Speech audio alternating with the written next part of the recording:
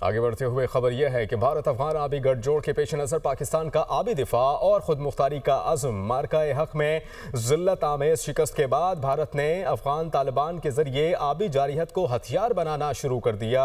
افغان طالبان رجیم اور بھارت کے درمیان بڑھتے تعلقات پاکستان مخالف عزائم کو واضح کرتے ہیں۔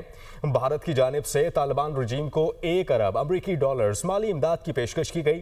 افغان وزیر خارجہ کے دورہ بھارت کے بعد پانی کو بطور سیاسی ہتھیار استعمال کرنے کی پالیسی واضح ہو گئی۔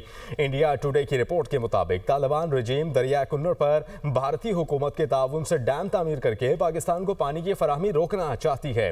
ایک اندازے کے مطابق بھارت افغان رجیم کو مالی و تکنیکی معاونت فراہم کر کے مختلف ڈیمز تعمیر کرا رہا ہے۔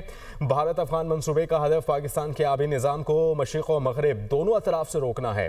بھارت نے پہلے ہی سنتاس معاہدہ یک طرفہ طور پر معطل کر کے پاکستان کے ساتھ بین الاقوامی آبی معاہدوں کی خلاف ورزی کی ہے۔